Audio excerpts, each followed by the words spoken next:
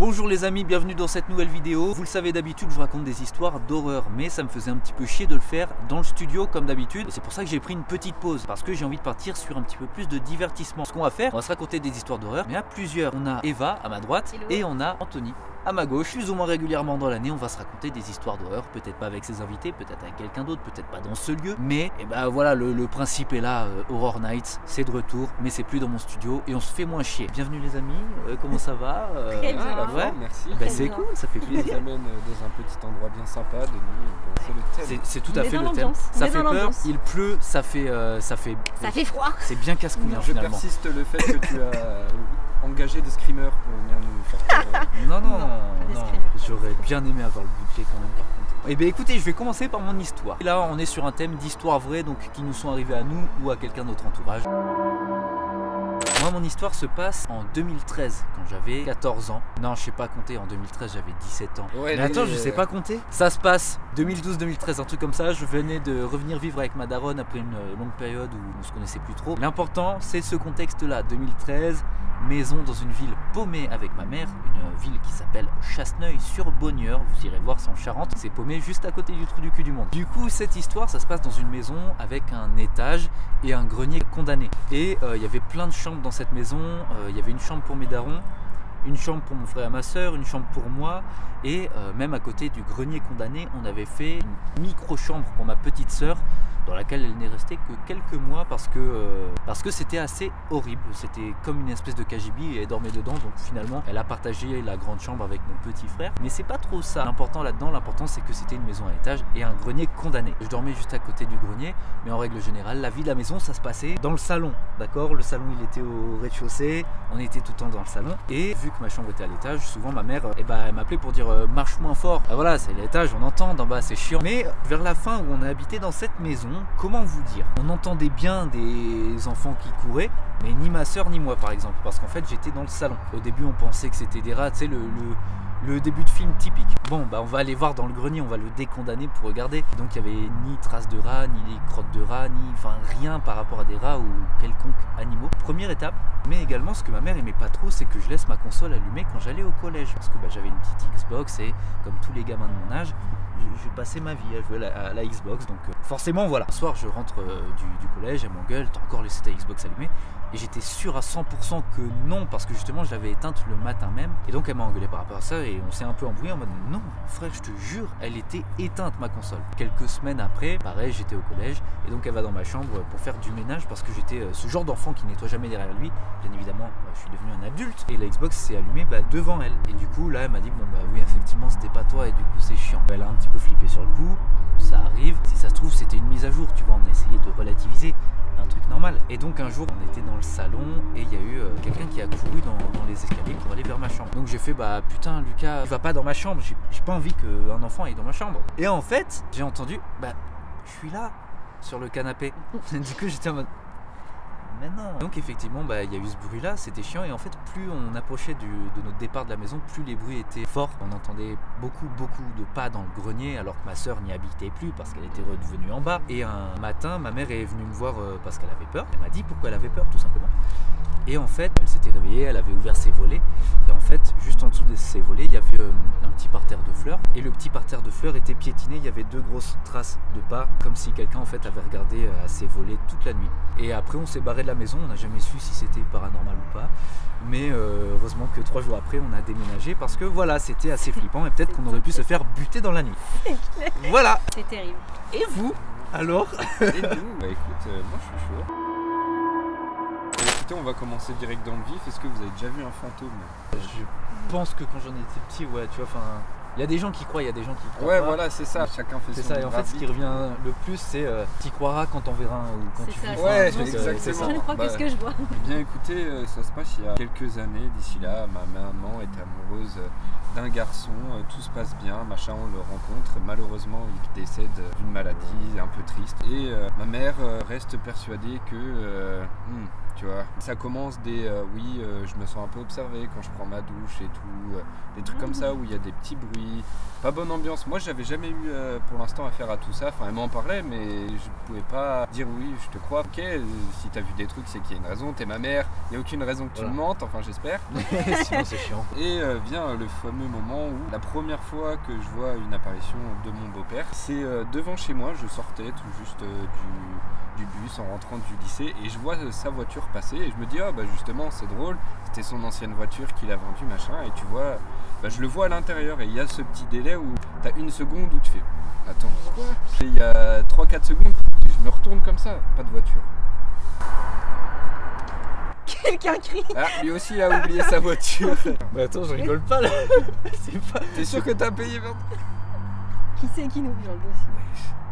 Et j'ai fait un premier degré. Tu vois, c'était pour répondre à son histoire. Ouais, grave, bah, je vais arrêter hein, du coup, bonne soirée. Bref, du coup, effectivement, tu te retournes, la voiture n'est plus là, tu dis, je délire, tu vois, c'est pas grave, c'est l'imagination, t'essayes de rester dans le rationnel. Deuxième fois que ça se passe, c'est en retour de lycée, pareil, mais cette fois-ci dans le tramway, où il y a certains arrêts où des fois tu sors de l'autre côté. Là, c'est un arrêt à droite, j'étais sur mon téléphone, je lève la tête et là, pareil, le beau-père vraiment devant moi, à peu près cette distance-là, tu vois. Vraiment, juste, il me regarde. Tu l'as reconnu, quoi. Ouais, bah ouais, puis tu peux pas, enfin, tu sais que c'est assez récent, tu peux pas oublier sa tête comme ça, tu vois. Ouais.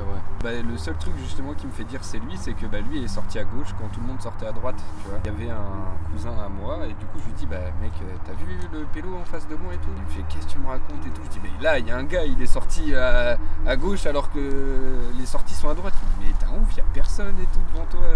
T'as serré. Je me dis ok, c'est pas grave, ça arrive. Je suis fatigué, la journée était nulle, je sais pas, tu trouves mille et une excuses, tu vois. Un soir, je vais me coucher et j'entends sa voix dans mon oreille me dire Anthony, comme ça. Mais tu sais, en chuchotant, t'as un petit Anthony. Mais vraiment, bah ouais, bah c'est là, tu fais le bond de 1 mètre où vraiment tu te retournes comme ça, tu fais ouais. Non, là c'est sûr, c'est pas mon imagination. J'arrive à différencier quand tu parles dans ta tête et quand tu parles dans la vraie vie, tu vois. Et là vraiment c'était, ouais exactement, c'était pas du tout ma voix, j'étais presque sûr que c'est sa voix. Du coup assez flippant, hein, tu dors mal souvent après ça. On a fait venir un magnétiseur et effectivement il disait qu'on avait beaucoup de mauvaises énergies dans la maison, on a nettoyé toute la maison. Bon depuis, Dieu merci ça va mieux mais... Ah vous êtes resté dans la maison? Ouais bah oui on reste dans la maison, c'est la petite maison, c'est la maison de la mère donc forcément on reste tu vois. J'ai plus jamais eu de problème avec ça mais... Ça a duré combien de temps? 2 mois, un truc comme ça. Ouais ça s'est fait sur l'équivalence de 2 mois où ma mère elle me disait ouais des fois je me douche, j'ai l'impression que quelqu'un me regarde, j'entends des petites voix. Ouais c'est ça, c'est... Ouais c'est pareil, ça reste vachement cliché mais... Waouh, vraiment te dire. Ça marque en fait. C'est tellement ancré dans ton esprit après que tu dois flipper en permanence. Bah c'est ça parce que tu te dis attends, non, pas sympa du tout. C'est flippant finalement. Ouais, on est dans le thème. On est dans le thème je pense. Hein. Et vous Eva, quelle est votre histoire? Moi je vais vous raconter du coup l'histoire de mes parents. Donc, ça se passe il y a quelques années maintenant parce qu'ils avaient la vingtaine, ils ont 50 ans. Et ils étaient encore ensemble, ça a daté. Donc du coup le contexte c'est dans les années 90. On est en Vendée. Précisément à Saint-Philbert-de-Bouenne. Et donc du coup c'est un soir d'été, un vendredi soir précisément, où mes parents, comme tous les jeunes de leur âge, se disent on va sortir, voir des amis, on va faire la fête. Parce que comme vous connaissez dans les petites communes, pour se déplacer on est obligé de prendre la voiture. Voilà, donc ils prennent leur voiture. Au moment de partir, tout est calme. C'est l'été, il fait chaud, il fait quand même assez lourd. Tout se passe bien, ils partent de la maison, nickel. Ils vont chez leurs amis. L'ambiance c'est cool, tout se passe très bien. Dans leur tête, nice, tout va bien. Vers 2h, ils se disent il se fait tard, on va rentrer quand même à un moment donné. Donc ils reprennent leur voiture, ça me près 5 km. Pas énormément de route à faire. Mais c'est les trajets les plus courts qui sont les plus dangereux. Exactement, surtout si on connaît bien les routes. Donc ils prennent la route, arrivés en passant le panneau Saint-Philbert-de-Bouenne, ils sentent que l'ambiance est un peu lourde. Bizarre, genre ils n'arrivent pas à décrire du tout ce que c'est, mais ils se sentent pas bien. Ils mettent ça sur le dos de la semaine est longue, le travail, tout ça. Mais plus ils avancent près de leur appart, et plus ça s'alourdit, c'est malaisant, tu vois. Et ils savent même pas exprimer ce qu'ils ressentent, c'est juste... on se sent pas à l'aise quoi. Attends, ça siffle. Ah non, c'est les rails. Oui, en vrai tu flippes de ouf. Ben oui.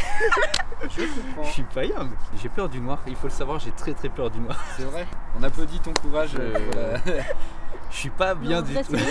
C'est le les bruits des rails ça. Ça fait un peu flûte que t'as en musique en 3ème ou quand tu souffles très fort dedans.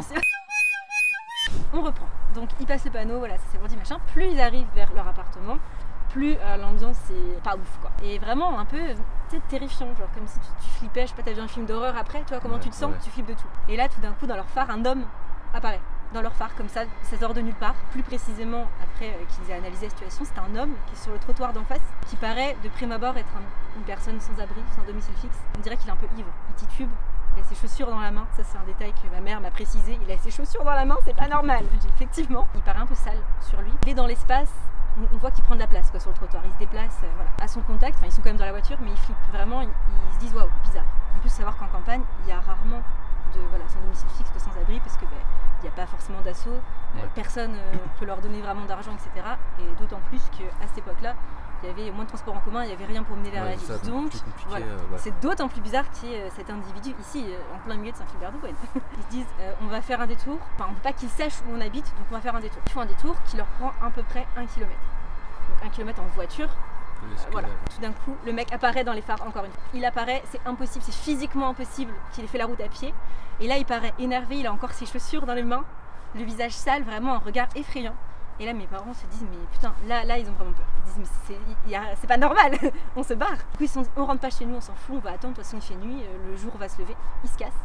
Et c'est là qu'elle voit justement dans le rétro que un petit peu la silhouette, elle disparaît quoi dans le noir. Du coup, ils partent et ils reviennent le lendemain. Tu en tombes. Oui. Ils reviennent le lendemain quand il fait jour et aucune trace de cet individu sur le trottoir déjà où il était, alors que comme ma mère a dit, il prenait de la place. Enfin, je suis sûre qu'il aurait laissé des vêtements ou ses chaussures peut-être. Ouais. Aucune trace de lui. Aucune trace dans tous les témoignages des gens, des habitants. Personne ne l'a jamais vu, ni maintenant ni dans les communes aux alentours. Sachant que pour partir de la commune, il faut absolument prendre la 4 voies. Ouais. Un individu pieds nus sur la 4 voies, quelqu'un le remarque. Ouais, c'est ça, personne n'en a jamais entendu parler. Du coup, des questions restent en suspens. Qui était-il? Comment elle a fait pour marcher si vite sur tout ça, comme ma mère a dit? Là, on a vu que c'était pas normal, pas humain de pouvoir se déplacer 1 kilomètre plus rapidement que nous quoi, et devant nous. Ouais, c'est ça, impossible, surtout quelqu'un en impossible. voiture. Exactement, on sait pas. C'est peut-être lui qui fait des bruits depuis tout à l'heure. C'est ça, c'est lui qui crie. Putain de merde. Casse-toi. Ma mère m'a dit que c'était une des choses les plus effrayantes qui lui soit arrivée dans sa vie. En fait, je pense il n'y a pas d'explication quoi. Ouais, c'est ça. C'est ça qui est le plus effrayant quand tu vis un truc comme ça, que ce soit paranormal ou réel, c'est quand t'as pas d'explication. Ouais, il n'y a pas d'explication et comme elle a dit, il y avait l'ambiance. Après voilà, il y a plein de facteurs qui pourraient se sentir comme ça. Mais... Je suis la personne qui a le plus flippé pendant la vidéo et pas à cause de vos histoires. Un petit peu de tout quoi. Ouais, c'est ça. En fait, ça doit être le contexte, le mélange de tout, c'est horrible. Du coup, les amis, si vous en voulez plus, n'hésitez pas à le dire parce que c'est un format que j'aimerais bien refaire. On le fera dans un studio et on fera un décor de nuit, plus dehors. Non, plus dehors, c'est bon. Non mais c'est bon là, ça va. Mais en tout cas, ça m'a fait plaisir de faire cette vidéo. J'espère que ça vous a plu, vous, quand même. Ouais, c'était carrément cool. Ouais, ça a valu le coup de se déplacer, c'est bon, c'était cool. Tout à fait. Parfait. Comme d'habitude, vous faites le petit abonnement, le partage, le commentaire, tout ça. Faites vivre la vidéo. Il y en a beaucoup besoin ces derniers temps parce que vous connaissez l'algorithme qui nous chie dessus. Et surtout moi qui ai très peu de visibilité, donc aidez-moi un petit peu dans ce sens-là, d'accord? Merci beaucoup. Et puis écoutez les amis, on se retrouve la semaine prochaine pour une prochaine vidéo. Et moi je vous dis salut. Ciao. Coupé.